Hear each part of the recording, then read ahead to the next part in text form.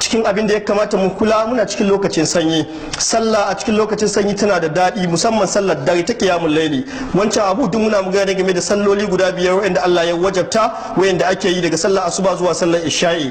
Wannan kuma za mu yi hutuba da magana game da muhimmancin sallar dare. Kuma sallar dare ga wanda bai saba ba baya yi, yanzu an lokacin koyonta, lokacin sanyi, lokacin da dare yake da tsawo. A yi magariba tun 6 da wani abu, ba za a yi sallar asuba ba sai kusan karfe 6, kusan awa 12 ba kaɗan, duk dare ne. Idan bacci mutum zai yi ya kwanta bayan isha'i, zai yi ya kwanta har ya gaje ya tashi, ba a yi kiran sallar asuba ba. To a wannan lokacin ya kamata wanda bai saba qiyamul layli ba sai ya koyi yin qiyamul layli a wannan lokacin. Wai menene qiyamul laylin nan? Qiyamul laylin nan shine kayi alwala, kayi raka'a 3 shafa'i da wuturi da kake bayan isha'i, ka jinkirta su kai wannan lokacin kayi su, ka ƙara 2 su kai raka'a 5 yafi, ka ƙara 2 su kai raka'a 7 yafi, ka ƙara 2 su kai raka'a 9 yafi, ka ƙara 2 su kai raka'a 11 sai kai yadda Annabi sallallahu alaihi wasallam kai ko da yaushe.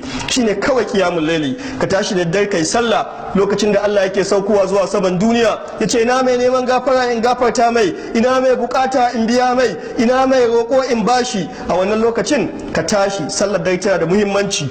Kowa yayi bacci yau, ya anka ce babu mai, ana tsadan mai, zaka ga mutane sun aje motocinsu cikin dare. Wannan dubara ita ce Allah ya ce ayi a qiyamul layli, mu'minai masu wayo suke yi. Kowa yana ce yana bacci shi na layin mai, domin ya san hakan zai fiye samu. In yi bari sai da rana kowa ya tashi, cinkoso yayi yawa. Haka da daddare inda Allah cinkoso baya yi mai yawa, amma kana ganawa da Allah da daddare lokacin da kowa yana bacci. Wannan ganawar tafe, kowa yana bacci kai kana falikana, ya Allah ka bani, ya Allah ka yi min albarka, ya Allah ka sani aljanna, ya Allah ka tsare ni daga wuta.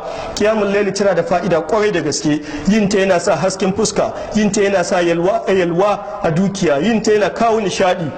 Sannan wanda adda mata, Annabi sallallahu alaihi wasallam yace Allah ya yi rahama ga mutumin da ya tadda mata ta yi sallah da daddare bata tashi ba, yayyafa mata ruwa. Allah ya rahama ga mace da ta tadda mijinta ya sallah da daddare bai tashi ba, ta yayyafa mai ruwa. Domin idan mace da namiji suka yi sallah, mata da miji raka'a 2 kacal, Annabi sallallahu alaihi wasallam yace za a rubuta su cikin wadh-dhakirina Allah kathiran wadh-dhakirat. Raka'a 2 kacal suka tashi suka yi. Shi abin da ya har da ce kawai alamtara ya tashi ya karanta ta, mata ta yana baya tana bi ne sallah, aka raka'a 2 karanta wata sallah da isuwa da ya iya, za a sa shi wani na cin ta jan tasbahu yana ta shi kuma ya samu, za a sa shi cikin wadh-dhakirina Allah kathiran wadh-dhakirat, masu yawan ambaton Allah maza da masu yawan ambaton Allah mata. Wani na cikin wani falala da waɗanda ke da aure suke da fe da waɗanda ba su da aure. Annabi sallallahu alaihi wasallam yace duk wanda ya tashi yayi sallah da raka'a da aya 10 kacal, aya 10 ya karanta cikin sallah tai, to za a rubuta shi, ba za a rubuta cikin gafalallu ba.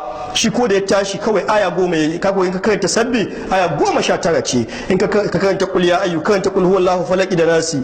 Wannan bisan sai ce wanda ya karanta aya 100 za a sa su cikin masu babban rabo a wannan yinin.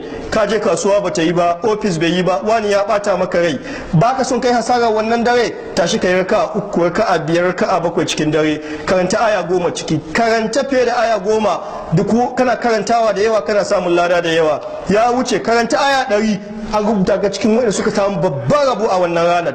Annabi sallallahu aya 100 babu yawa. In ka tashi ka karanta amma aya 40, in ka karanta wan naziati ita ma wata aya 40 da wani abu, in ka hada kai sabbi shikenan aya ka kama aya 100, raka'a 2 raka'a 3 ka cika. Annabi ya ce wanda ya karanta aya 1000 za a rubuta cikin muqanqarina, wanda su ake suke da babban lada kamar duwatsu, irin manyan duwatsun nan na hudu. Aya 1000 daga tabara zuwa ƙasa tafi aya 1000 da wani abu ne. Ka karanta cikin sallah cikin dare daya, in baka iyawa aya 100, in baka iyawa aya 10. Duk yadda aka kada ka bari sallar qiyamul layl ta wuce ka. Shine da'abus salihina, shine aikin mutanen kirki, aikin mutanen kwarai. Allah ya sa mu cikin mutanen kwarai, ya sa mu cikin mutanen kirki. Allah ya tarbiyatar mu na al'umman mu, Allah ya muna albarka ga samarin mu, ya muna albarka ga 'yan matan mu. Allah ya waɗanda ba su da aure Allah ya ba su arukan da za a yi, da waɗanda ake na ana tayi cikin jiha ko da yaushe. Allah ya sa musu albarka, Allah ya bada zaman lafiya, Allah ya zamzam mu na kasan mu lafiya. Allah ya taimaki malaman mu, ya ba su ikon faɗa muna gaskiya. Allah ya taimaki shugabannin mu, ya ba mu iko, ya ba su yi muna adalci, ya aza su ga abin da yake so. Allah ka taimaki 'yan kasuwan mu, ka ba su tausayin jama'a, ka tabbatar muna zaman lafiya a kasan mu.